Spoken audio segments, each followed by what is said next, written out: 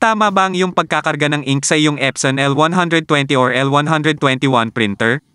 Matibay ang printer na ito pero kapag mali ang pagkakarga mo ng ink dito, masisira ito agad. Para matutunan kung paano ang tamang pagkakarga ng ink, stay tuned. Una, bago ka magkarga, linisin mo muna ang paligid ng ink ports. Pwede kang gumamit ng cotton buds o tissue para dito, makakatulong rin kung tatanggalin mo ang rubber plugs at linisin mo ng dahan-dahan ang paligid ng ports. Dapat malinis na malinis ang mga ito bago ka magkarga ng ink para hindi sumama ang mga dumi sa loob ng tangke. Ang duming nahuhulog sa tangke ay maaaring masipsip ng ink system at bumara sa printhead. Kapag nangyari ito, hindi na makakapag-print ng maayos ang printer.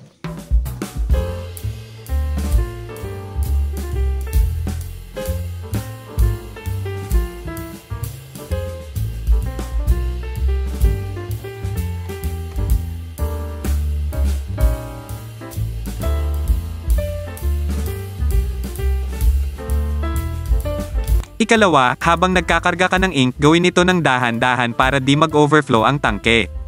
Tumigil na sa paglalagay ng ink kapag nasa upper level mark na.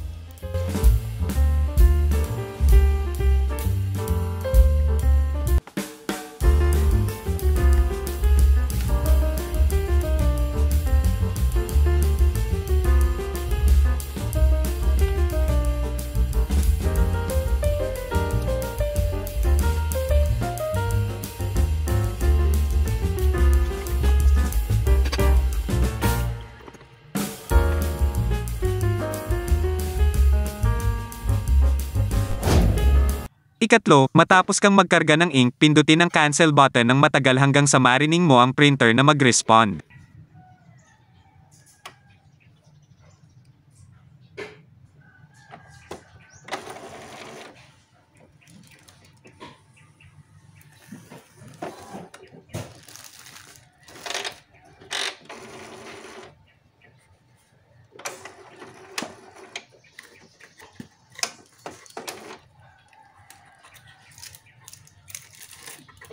Sa prosesong ito, automatikong lilinisin ng printer and printhead niya.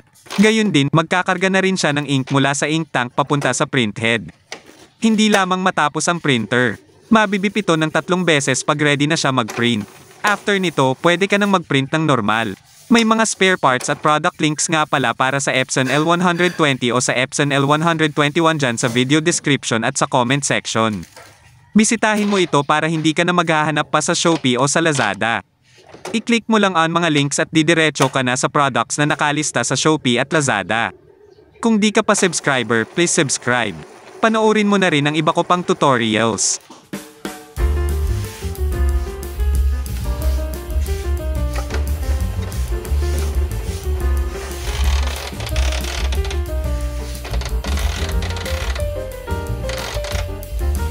Hanggang sa muli, Lal Ayas na ako. See you next video.